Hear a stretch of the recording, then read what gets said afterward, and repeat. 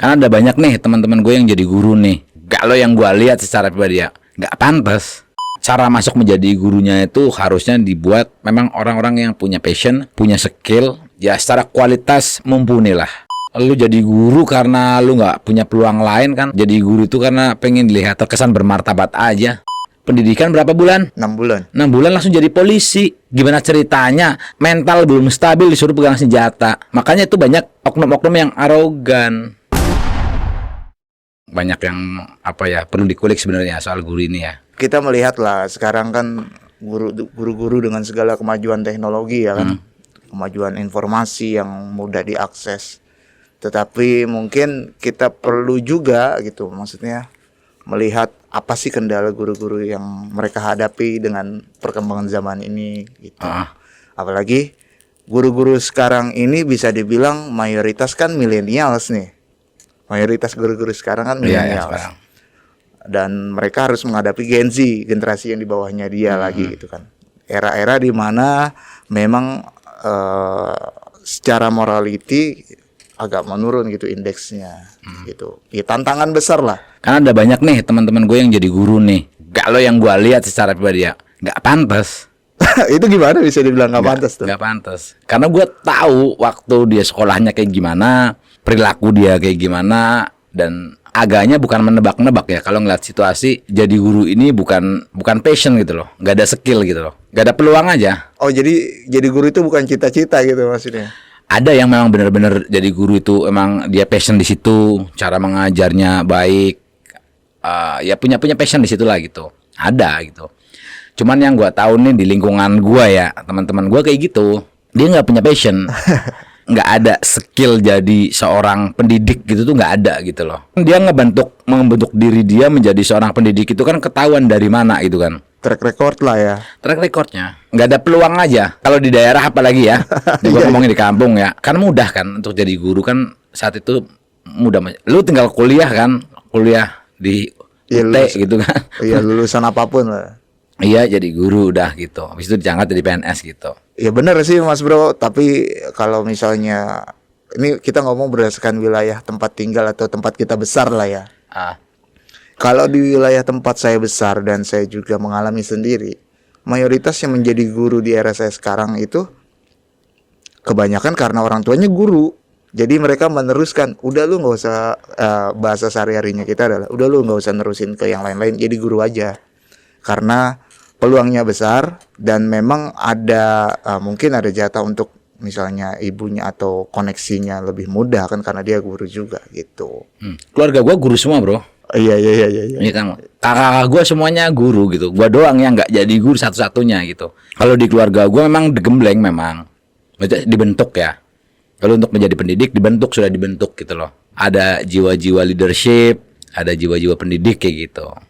Nah, tapi banyak orang yang masuk ke jadi guru ini memang sudah nggak ada peluang, mereka itu nggak punya skill, nggak tahu passionnya ada di mana. Ya udah paling gampang jadi guru gitu loh. Lu tinggal kuliah sebentar, ya kan 3 tahun, 4 tahun, ya kan saat itu lu nyemplung jadi guru dan secara otomatis harkat dan martabatnya naik. Jadi stereotip ya sebenarnya ya. Ya kalau misalnya ya ini kita melihat sih fenomena, maksudnya guru-guru itu kan sebenarnya menjadi contoh tauladan bagi para siswanya. Memang dulu-dulu kita diperlakukan dengan sangat baik. Jadi ada unsur tegasnya, kerasnya, disiplin, terus juga bertanggung jawab dan saling asuh kan. Tetapi mungkin di era-era itu, di masa waktu kita masih kecil, memang dari awal passion mereka mau jadi guru, bukan karena tadi Mas Bro bilang gitu ya, karena misalnya udah buntu nih, nggak tahu mau jadi profesi apa yang bisa mengangkat harkat martabat derajatnya keluarganya gitu. Udah buntu lah ya. Tapi ya di luar dari semua itu, makanya sekarang ini kita melihat kan secara kapasitas belum mampu sebenarnya, banyak yang belum mampu. Nah sistem rekrutmennya juga sebenarnya jadi permasalahan Mas Bro. Iya setuju. Sistem rekrutmen, terus juga fasilitas pendukungnya. Kita kan ngelihat ya, maksudnya pendidikan kayak PGSD, PGSMP, terus juga beberapa guru-guru dan juga mungkin pendidikan-pendidikan lainnya. Bahkan ada yang memang mereka backgroundnya bukan pendidik, bukan bukannya PG atau bukannya SPD gitu. Ya. Mereka dari sarjana lain, itu ada, kita ngalamin. Tetapi kalau memang mereka mumpuni ya kenapa enggak gitu. Iya, iya. Kalau itu setuju, maksudnya bukan gua sedang mendiskreditkan guru, bukan Enggak, gitu. Justru gua ngedukung, harusnya cara masuk menjadi gurunya itu harusnya dibuat memang orang-orang yang punya passion, punya skill, ya secara kualitas mumpuni lah. Gitu. Jadi track recordnya jelas nih. Kan bisa dilihat dari karakternya, kita ngeliat dari sisi psikologisnya juga kelihatan umpamanya kan. Itu ada. Jadi mungkin bisa aja masuk ke guru tuh kayak kita masuk ke kedokteran gitu loh. Paling enggak itu cara rekrutmennya gitu loh. Karena kenapa gue bilang kayak gini, kan kita nggak mau anak-anak kita dididik sama orang yang nggak punya skill di situ. Oh iya bener Yang nggak sih. punya passion gitu kan. Nanti generasi kita dididik sama orang yang nggak paham gitu loh. Yang cara mengajarnya by template doang, udah nih cuman bacain dari buku umumnya, kelar kayak gitu kan. Kasih tugas kelar kayak gitu kan. Passionnya nggak ada di sana gitu. Akhirnya kan yang terancam pendidikannya akhirnya anak-anak kita nanti, generasi penerus. Betul, betul. Ya karena memang gini sih Mas Bro. Satu, karena sistem rekrutmennya yang tadi yang Mas Bro maksudkan itu kan lebih selektif ya, dengan kata lain. Karena kalau masuk perguruan tinggi kedokteran itu kan selektif, terus juga memang harus dia benar-benar niat kan, dan banyak yang harus dia curahkan di sana. Iya. Tetapi kalau misalnya melihat guru itu tadi, dia ya harus lebih banyak mengulik dirinya sendiri kan, sebenarnya potensinya di mana gitu. Tetapi dengan kondisi kenyataan yang ada, kita menggantungkan harapan generasi penerus. Apalagi Indonesia yang kata Indonesia Emas 2045, kita melihat sekarang kemunduran yang terjadi. Kayaknya sulit deh Mas Bro kita mencapai ke titik itu dengan situasi sekarang yang tenaga didik banyak yang, ya kita tidak menyamaratakan, bukan mendiskreditkan, tetapi kita melihat situasi di lapangan memang bahwa kita perlu tenaga didik yang lebih kompeten lagi, merata, bukan cuma di satu wilayah, tapi merata di wilayah-wilayah lain, termasuk di daerah terpencil dan pedesaan. Gaji guru harus gede. Wah itu sepakat. Gaji guru harus gede. Jadi orang yang masuk situ ya punya passion, berkompeten, gajinya mesti gede. Kita menitipkan anak-anak kita untuk dididik sama orang yang tepat. Gitu. Jadi kalau sekarang gaji guru kecil, siapa aja bisa masuk. Makanya itu. Jadi masuknya susah, harus orang-orang yang punya passion, harus orang yang punya skill. Setelah masuk, mereka gajinya cukup gitu ya. Besar lah, tapi kita tenang, dididik sama orang yang berkompeten gitu loh. Artinya balance ya antara take and give-nya ya. Iya kayak gitu. Sama nih kayak polisi juga. Iya, polisi harusnya tuh pendidikannya lama gitu, jangan 6 bulan. Pendidikannya lama, dan setelah masuk jadi polisi gajinya besar polisi. Jadi nggak ada polisi yang aneh-aneh. Sepakat. Tunjangan Gitu. besar, gaji besar, dengan tanggung jawab mereka yang besar gitu ya. Iya. Harus balance gitu. Masuknya pun nggak boleh gampang. Sekarang bayangin aja, lulus sekolah, lulus SMA, pendidikan berapa bulan? 6 bulan. 6 bulan langsung jadi polisi. Gimana ceritanya? Mental belum stabil, disuruh pegang senjata. Iya. Iya kan? Makanya itu banyak oknum-oknum yang arogan. Saya sempat melihat lah di media sosial itu ada screenshot bahwa ada pendidikan yang dia menjadi aparat penegak hukum itu ya. Secara postur sebenarnya nggak masuk karena obesitas. Kan ada tes fisik. Iya, itu nanti kalau udah masuk nggak boleh lihat dari tinggi badannya dia, nggak boleh berat badannya segini. Kalau badannya segini nanti lu dapat punishment gitu kan. Nggak boleh itu dijaga sampai dia di kepolisian sampai 30, 40 tahun, 50 tahun harus jaga badan. Iya, dengan pertimbangan dia jaga badan itu menjadi prestasi, ada nih misalnya bonus untuk dia misalnya seperti Ya kan simpelnya gini lu bisa nggak ngejar maling dengan lu badannya obesitas kayak gitu? nggak bisa jatuh Mas Bro. Iya kan, nggak bisa lah, maling nggak bakal kekejar. Lu menangnya karena dipegangin senjata doang. Ntar salah tembak lagi Mas Bro. Iya kan? Iya. Maksudnya nih polisi kan mengayomi kita semua. Betul. Perlu dikasih gaji yang besar. Iya. Harus karena mereka itu melindungi kita. Tapi cara masuk ke kepolisiannya juga jangan gampang. Betul. Gitu loh. Jangan lulus SMA pendidikan 6 bulan masuk ke kepolisian gitu loh. terus habis selesai dipegangin senjata. Ya belum kuat mentalnya. Ya, secara garis besar berarti bukan cuma guru gitu yang pertama saya melihat nih tenaga yang memang secara profesional mereka harus dibayar pantas dan besar. Betul. Selain guru, kepolisian, TNI, terus juga tenaga kesehatan. Dan memang saat ini kan mungkin mereka profesi yang kurang diperhatikan secara fasilitas dan juga penggajiannya gitu ya. Kalau melihat dengan segala resiko mereka, misalnya kayak yang kita bahas ini guru, mereka kan membentuk karakter anak-anak ke depan. Kalau misalnya segi upahnya, walaupun mereka ikhlas gitu ya, tetapi misalnya dalam hatinya itu dia ngerasa, aduh, masih mikirin makan di rumah, itu kan terbawa ke psikologis si anak-anak. Iyalah, gue kadang-kadang ngeliat kasihan guru-guru yang buat menghidupi keluarganya aja nggak cukup gitu loh. Dia masih punya beban di keluarganya, terus harus mendidik orang lain gitu kan di sekolahan segala macam. Itu kan kasihan bro. Bahkan mereka banyak yang menggadaikan SK-SK-nya itu, ya kan? Itu yang PNS, kalau yang masih honorer, Mas Bro.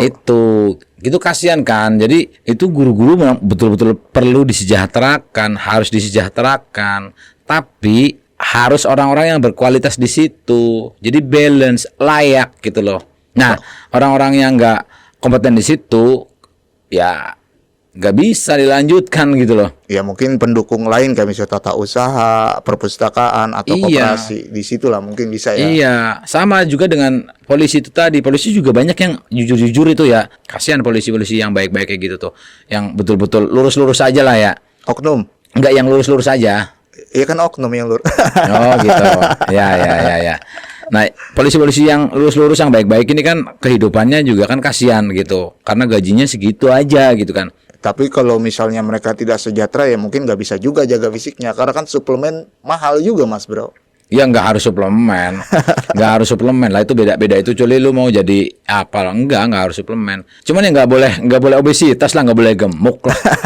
Balik lagi nih kita ke guru. Saya pernah mendapatkan fakta dari suatu portal berita bahwa ada guru yang harus menempuh jalur berlumpur. Ini belum lama berita ini keluar. Jalur berlumpur yang resikonya kirinya jurang, terus jalan berlumpur tanah, kanannya tebing. Jadi kalau misalnya dia jatuh itu berbahaya buat dia. Jalurnya pun luar biasa. Apalagi di daerah-daerah termasuk di pedalaman Kalimantan, terus juga di Banten, daerah kita. Dan harusnya mereka kan lebih diperhatikan, diberikan rumah tinggal dekat sekolah mereka mengabdi, diberikan gaji yang pantas karena pengabdiannya itu bukan lagi soal passion. Di sini kan lebih deep daripada passion. Mas Bro bilang bahwa guru itu harus disejahterakan. Sepakat. Karena kalau misalnya guru-guru ini tidak mendapatkan haknya sesuai dengan kerja kerasnya, mau kepada siapa lagi kita menggantungkan harapan generasi berikutnya kan gitu.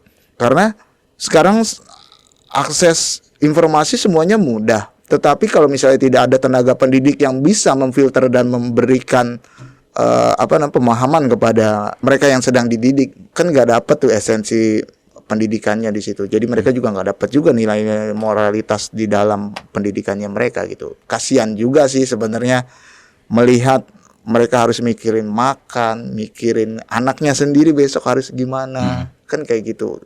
Itu kan pengorbanan Mas Bro sebenarnya mereka yang kompeten ya saya bilang. Iya, yang kayak gitu-gitu mesti diapresiasi. Kasih gaji gede besar gitu. Kalau kita mau menuju ke Indonesia emas ya 2045 itu ya, itu penting banget nih. Guru gajinya harus besar dan orang-orang yang jadi guru harus orang-orang yang berkompeten. Ini banyak sekarang guru-guru buka Word saja, buka laptop aja nggak ngerti. Kirim email aja nggak paham omongnya. Ya karena guru sekarang harus bisa melek digital kan? Semua. Itu kan. Nah itu harus dididik bener-bener. Gaji mereka harus besar. Harus orang-orang yang punya skill, punya passion gitu. Nggak sembarangan orang bisa masuk gitu loh. Mentang-mentang di daerahnya udah nggak ada peluang lagi, nggak punya skill, bingung mau ngapain. Akhirnya kuliah dah.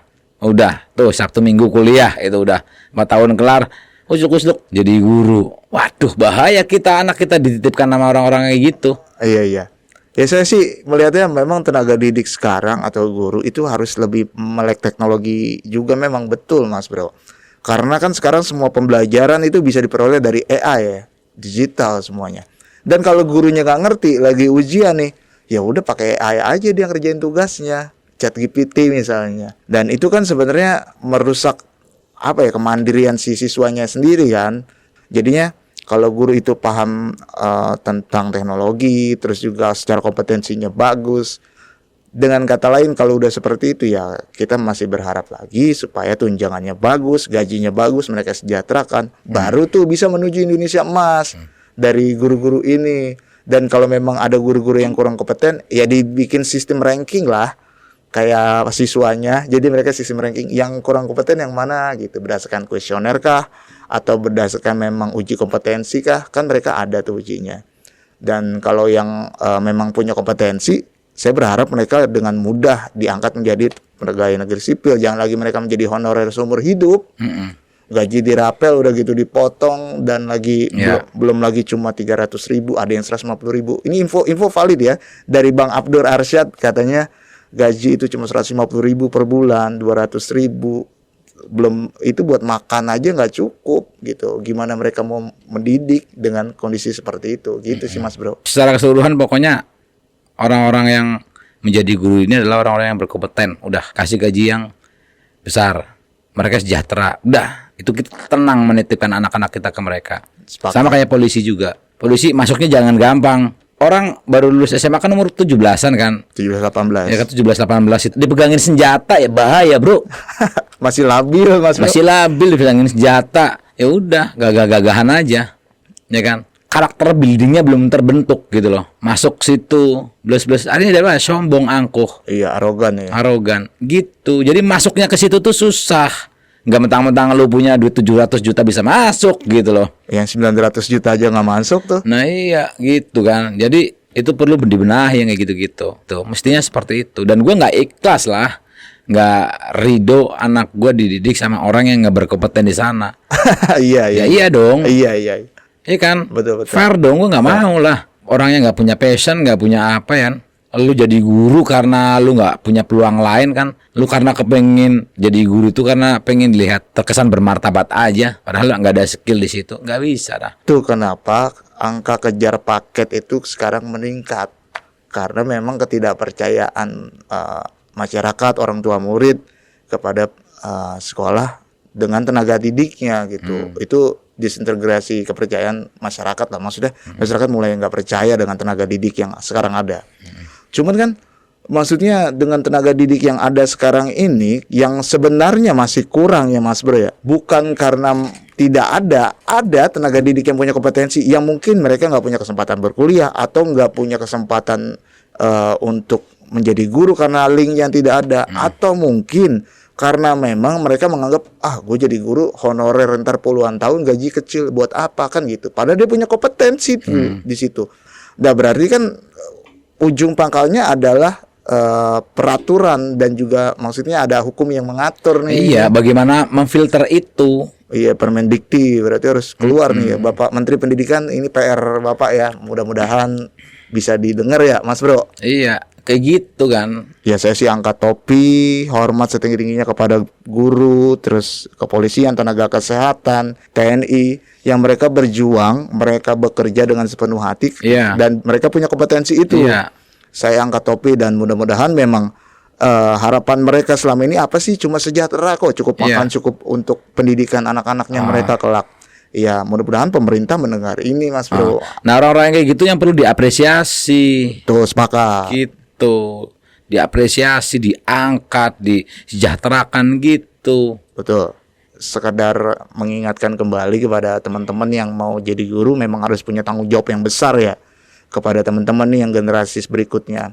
Gen Z yang sudah mulai kuliah dan memutuskan untuk masuk ke perguruan tinggi pendidikan untuk menjadi seorang guru, mudah-mudahan mereka bisa bertanggung jawab dan juga punya kompetensi ke arah sana aja. Bukan karena hanya koneksi. Punya koneksi tidak masalah selama dia punya kompetensi kan gitu. Tapi balik lagi, ketika kompetensi dan kredibilitas itu ada, tolong diapresiasi dengan upah layak dan juga kesejahteraan pada mereka. Ya, sip, setuju. Ya kalau dari gua kayak gitu sih. Dari saya juga itu aja sih Mas Bro. Ya siap. Semoga video ini bermanfaat. Sampai ketemu lagi di video selanjutnya.